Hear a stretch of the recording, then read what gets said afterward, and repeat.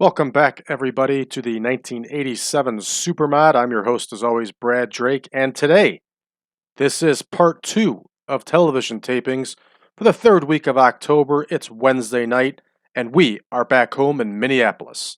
So let's go ahead and get rolling here. We are going to record Championship Wrestling first here, and Tom Renesto and Pat Tanaka are going to kick it off. Of course, that's Tom Renesto Jr., which we haven't confirmed if it's really the Tom Renesto Jr. or not. But we can always look into it. All right. Tanaka's getting some major TV time here, which is good. He needs that to continue to build him up here. Meanwhile, during this time period, he's already got Bad Company formed in Memphis and is working with Paul Diamond down there. All right, so Tanaka gets the win. Mean and clean. Magnum and the legendary Joe Panther, are going to face Kiniski and Rich, and we can't do it because Nick Kiniski is doing enhancement talent tonight. So we're going to sub out with another team. And let's take a look and see who's available who hasn't been used that can benefit from this slot. Well, we used all the baby faces here.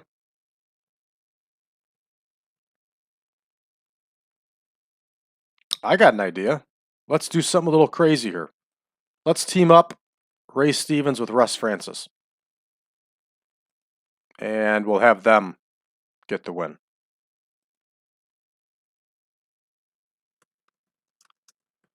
I know it sounds pretty crazy, but what the heck, why not?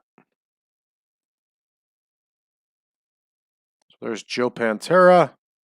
There's Jimmy Magnum. Great look. There's Russ Francis, who is awful. And there's Ray Stevens. After this touring block, we're going to make some changes to our roster, and I'm pretty sure Russ Francis is going to go. Just for the heck of it, though, we're going to give Russ Francis the win, and this match is probably going to be abysmal. So we go back to our TV slot here. Alex Knight is going to face Nelson Royal for the World Light Heavyweight title.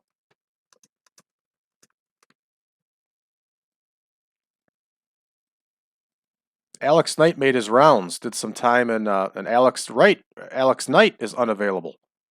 What the heck? So let's replace Alex Knight with Wolfman Jr. here, David Price. Alex Knight did enhancement talent for the WWF, UWF, and a bunch of other companies. So there's Nelson Royal. Of course, Royal's going to get the win. He's going to submit him with that Royal. I'm sorry, the Nelson, which I believe was just a half Nelson stretch. It's a pretty wicked looking move. All right, Chris Zarna is going to battle Sheik, Adnan, al-Kaissey.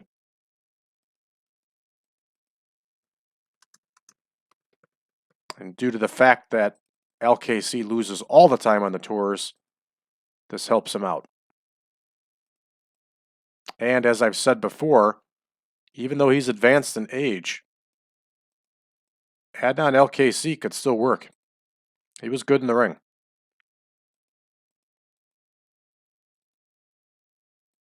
All right, that one's booked up. See what our next bout is. Kenny Johnson's going to face Greg Gagne.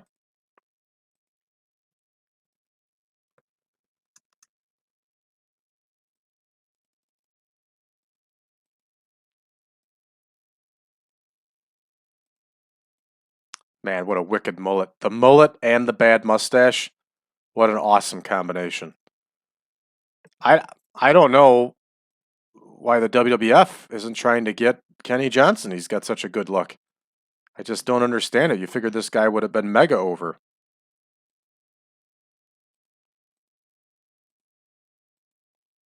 All right. Moving right along here. Bob Backlund's going to cut us a promo here. And he has been cutting solid promos.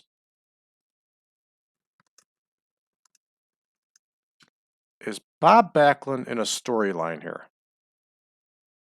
He is not. So this is only a 3-minute promo, unfortunately. So it's going to hinder the score. But Larry Nelson, since we're on Championship Wrestling, is going to be with Bob Backlund, but of course not rated on anything. There's Bob Backlund cutting his promo. And then our next match is going to be Price versus Saito. You know what we're going to do? Let's add a storyline here.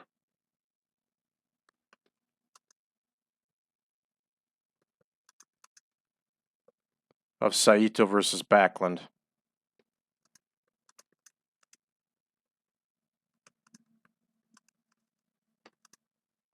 Because these two have been working so well together, we should definitely keep this going. And there's no reason why they shouldn't get the benefits of a hot feud. So there we go. We got Saito and Backlund now. Let's go back and adjust this promo for Backlund. And let's have Mr. Saito in there. And he's off screen and unrated. But that means Backlund will talk about him. So our next match, and Saito's not here, from what I remember. And we would have double booked David Price there. Yeah, Saito's not here. So this is where it starts to get interesting. Who do we want to throw in this position? This is our premium show here. You know what? Let's have Backlund work again. Yeah, let's have Backlund work again. The previous week he was on All-Star Wrestling, so it really shouldn't matter. And let's have him beat Jake Milliman. So that's the solution to that issue.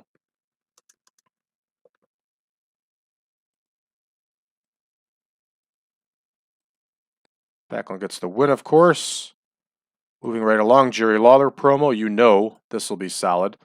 And I don't think we have Jerry Lawler in a feud, so that's okay.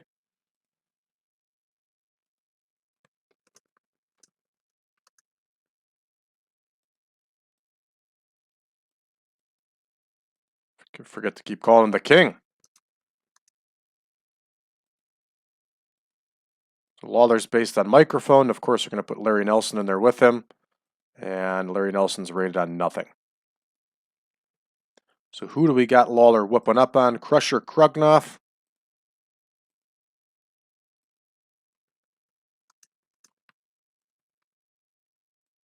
And as we've said before, Krugnoff eventually became a part of the Russian deal when they brought in T.J. Khan and Soldat Ustinov was still there.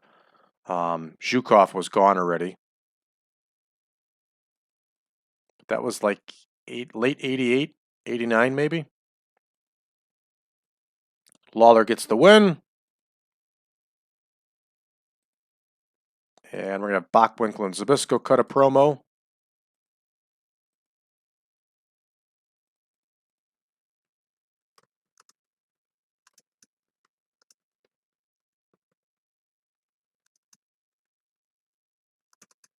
And this should be gold.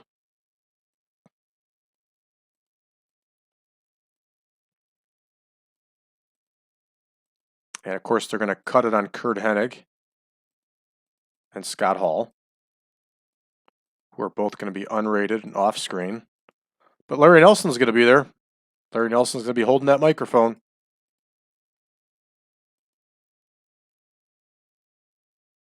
Look at that. Forgot to put the ratings in there. So BOCKWINKEL's going to be based on microphone. ZBYSZKO's going to be based on microphone. And there we go. We're all booked up for that one. Now our main event, and this is a huge main event, is going to be the Midnight Rockers versus Bockwinkel and ZBYSZKO.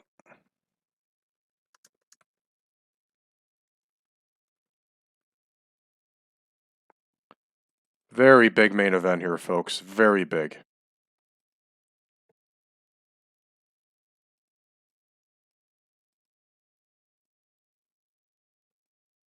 At this point, I probably should have made Bockwinkel and ZBYSZKO a tag team. But I haven't done it yet, and I'm not too worried about it now. So here's where it gets interesting. Neither of these two teams are in a feud with each other, but both of them are engaged in hot feuds on their own. Now, I'm going to give you young listeners a lesson on a formula of pro wrestling that has long been lost. Nowadays, everybody has to be in a stable.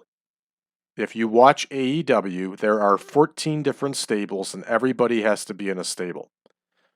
When you watched wrestling back in the 80s and 90s, 80s and before, it was very rare that stables existed. And if they did exist, it was a special deal, much like the Heenan family and the WWF or the Four Horsemen and Jim Crockett Promotions. Not everybody belonged to a stable. So the old theory, and if you listen to Ric Flair talk about it, or you can listen to even Larry Zbyszko, I've heard him talk about it, is heels always ran with their own. So baby faces always ran with their own. Ricky Morton has talked about that before. So in the case of this match, we're having Bockwinkel go over. But because heels run with heels, and we have a feud going, we're going to have some outside interference here cause this. And the outside interference is going to be from Paul E. Dangerously. Okay? This keeps the Rocker Midnight Express feud hot. And it also serves the purpose that heels run with heels. This makes complete sense with what's going on in our television, what's going on in our tour shows, of why Paul E. Dangerously would interfere on behalf of Bockwinkel and ZBYSZKO. Okay? So hopefully that makes sense to you. And this is a hot main event. This should score very high. It's a dirty, cheap win, of course, for Bockwinkel and ZBYSZKO, which is exactly what dastardly heels have to get. Our baby faces still retain face because they were only beaten by the opponent cheating. So this is a win for all involved. It makes our heels look like heels. It makes our baby faces look like baby faces. It's a win for all. Let's go ahead and book the segment.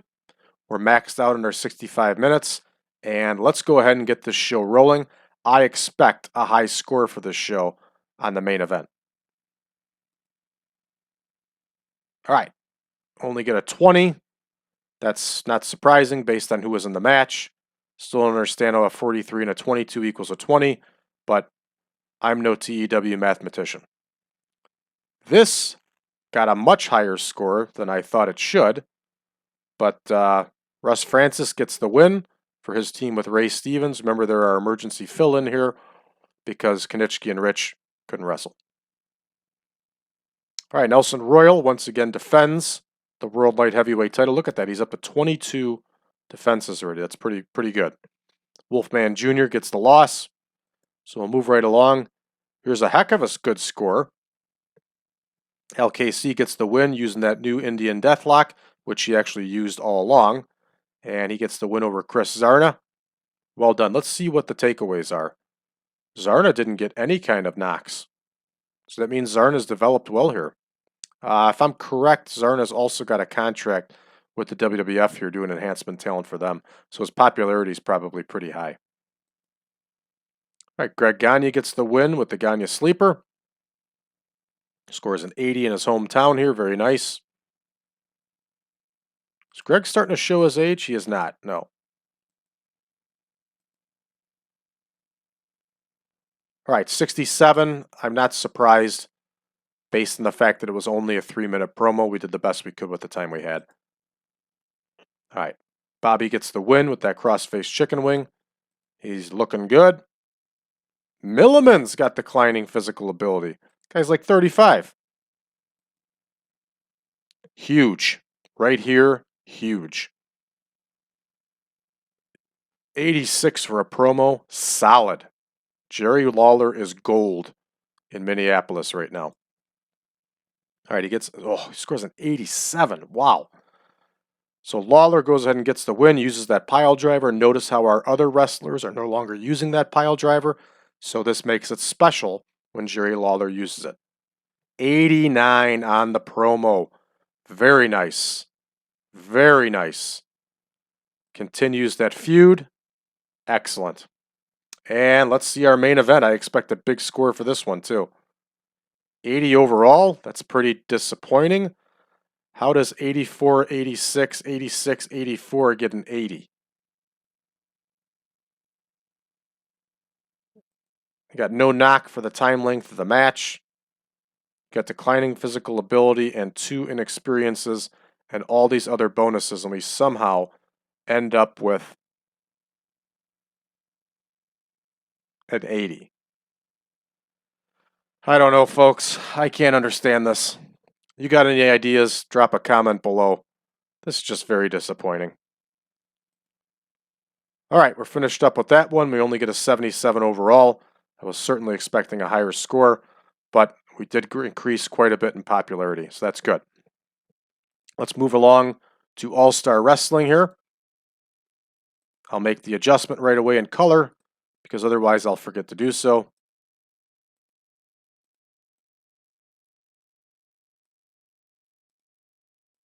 We got it. All right, Blue Angel is going to do the favor for Penny Mitchell.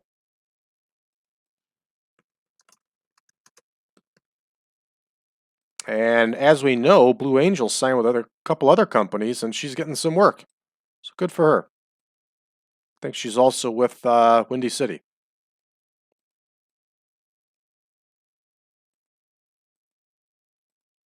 Penny Mitchell is a nasty veteran women's wrestler, and she's going to get the win here. She's 45. I didn't realize she was that old already. All right, DeFalco and Milliman. I doubt Frankie DeFalco is available, but we'll check. And of course he's not available, but Frank Reese is. So Frank Reese and Jake Milliman. Who are they facing here? I don't even remember. Going to face the Top Guns. Good. Top Guns need to get some TV wins. So again, we got only a 3-minute match here.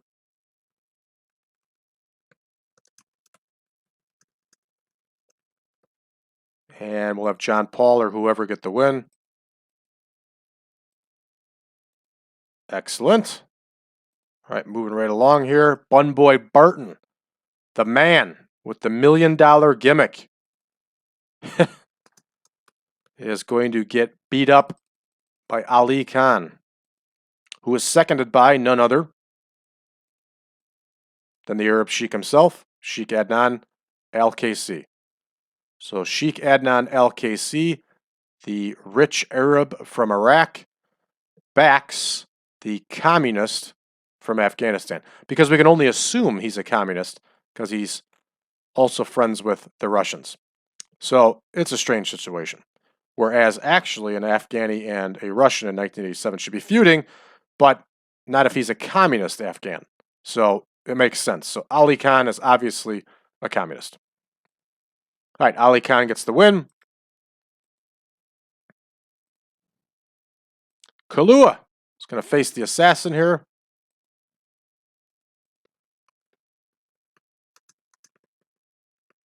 It's a good experience match for Kaluha.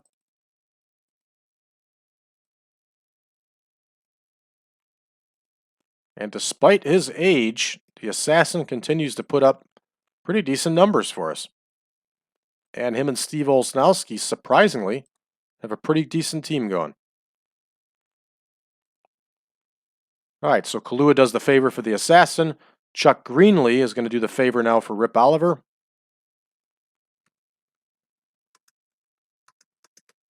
And remember, folks, I always try to put light heavyweights in there against the heavyweight wrestlers because it's a psychological thing. I don't even remember who Greenlee's wrestling now. Rip Oliver. It's a psychological thing to make the heels look big and intimidating. I also like to put heavyweight wrestlers in there against light heavyweights for the reverse effect. This guy's able to overcome an obstacle of a larger human being. So it's a basic psychology 101 thing with wrestling, and I employ it in our matches here. So Rip Oliver gets the win. We're going to give Jerry Blackwell some mic time here. This could be a mistake. Let's see what he's ranked on, rated on.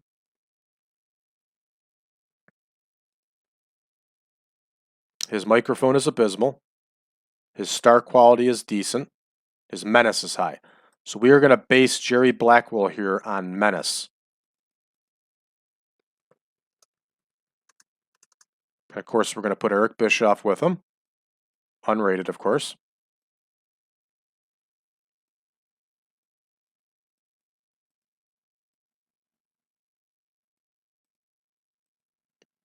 It's rated on menace.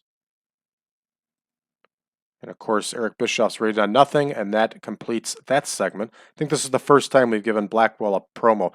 No, I think we did it a while back, and it was not good. So we'll see how this one goes. Not a whole lot of time, so I don't expect the highest of scores.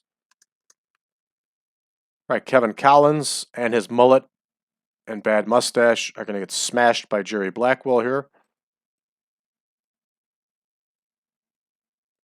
Bless the 80s.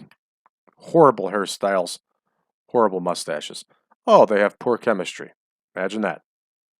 Let's have Keith Pullins get beat by Blackwell then. Pullins is apparently the nephew of a Detroit wrestling legend, whose name escapes me at the moment. We probably talked about it before. But for us, he's being used well as enhancement talent, and actually was for the AWA.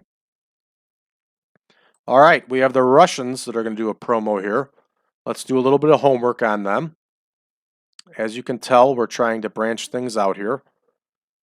So, Boris Zhukov's got a decent rating here for menace.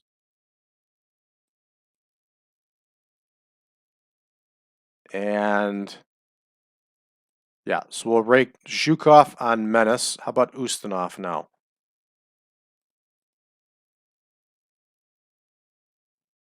His menace is high. So we'll rank both of them on menace. And Adnan al-Kaissey on the microphone.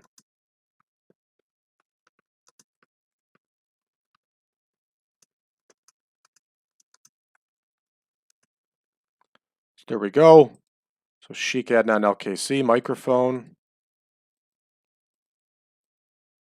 Boris Zhukov.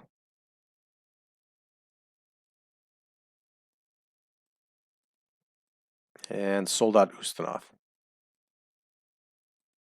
Both on menace, not microphone, but menace. Menace.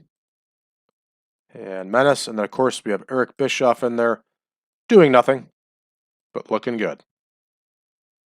All right, that one's booked out. And so we have Mike Luca and Ben Patrick getting smashed by the Russians here.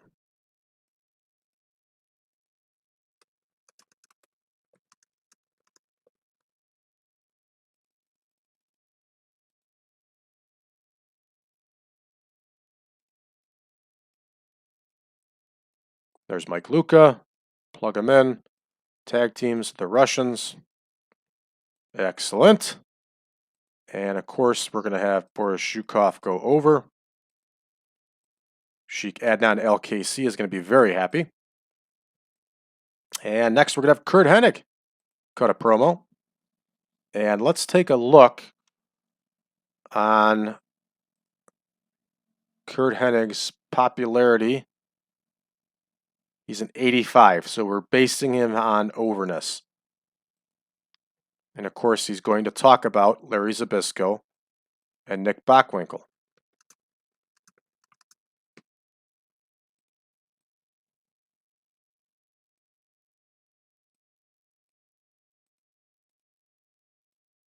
There's Nick Bockwinkel. There's Larry Zbyszko, plugging him right in.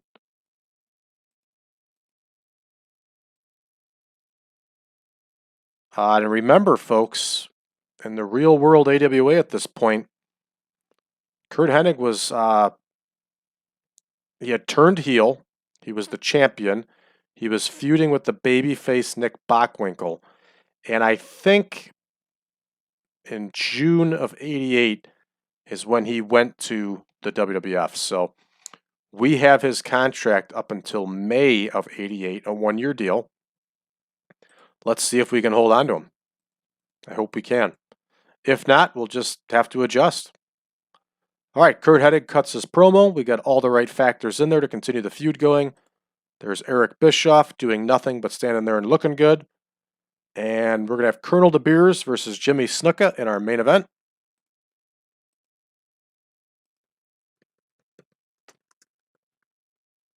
Jimmy Snuka is our #1 merchandise seller. So it always helps to have him in main events, because you could figure during the commercial break, you could have an advertisement for Jimmy Snuka's shirt to sell even more shirts. We are going to have Jimmy Snuka go over clean because he deserves it. He's one of our biggest stars. And we are booked up here, folks, 65 minutes full. Let's see how this one does. This has got some potential, but I am nervous about these promos. Wow, what an outstanding score for that opener. Only a 16. Another followed up by another 16. Solid. Yeah, there it is. All the knocks on the Top Guns who are just not good. But they look great. All right, Ali Khan gets a win with that wicked power slam. Bun Boy Barton never stood a chance. What an awful gimmick. All right, the Assassin defeats Kaluha as predicted. Nice experience for Kaluha against a big-time ring veteran like the Assassin, Jody Hamilton. And let's take a look here. Hamilton has not shown a decline for his age. That's pretty impressive. All right, Rip Oliver gets the win. Nice score with a 60. If you notice, we changed Rip Oliver's finisher over to a tombstone pile driver, so that Lawler continues to be the only one using a true pile driver. So it's a nice score for Oliver, but the horrible score of Chuck Greenlee brings us down to a 39. Now that makes sense. 60, 20, in between's roughly a 40. That makes sense. Wow, hey, look at that. Blackwell surprised the heck out of me here. Blackwell got a 70. Nice. That's a nice surprise. Now we know we can use Blackwell for angles if we have to. All right, Blackwell gets the win with that vicious dropkick he had. Now this one I figured would score higher and do better, but it did not. That's a little surprising. All right, the Russians pick up the win. They get a 50 overall rating here. And I'm telling you, Ben Patrick here looks exactly like the little person from Game of Thrones. Does he not? Somebody tell me he doesn't. So, I mean, that hair is just spot on. The facial hair, that's him. Maybe that's him. Wow. Curt Hennig has a horrible promo here. Horrible promo. Only a 53. This is going to hurt us. How does a guy that's an 85 in this region only get a 53? I don't understand it. All right, Jimmy Snuka against the Beers scores us an 81 and may have saved the day for us here. And look at that. De Beers scored a 73 too. Good. Let's see what happens here. See that? We lost popularity in one of our regions. Son of a gun. How the hell does Curt Hennig only get a 53 in a promo, being 85 over? Sometimes I just don't understand this game and it really pisses me off. That one does not make an ounce of sense.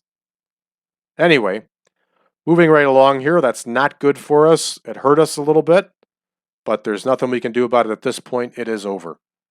So I don't understand the Curt Hennig thing there. I really don't. Look, it's Rockin' Robin.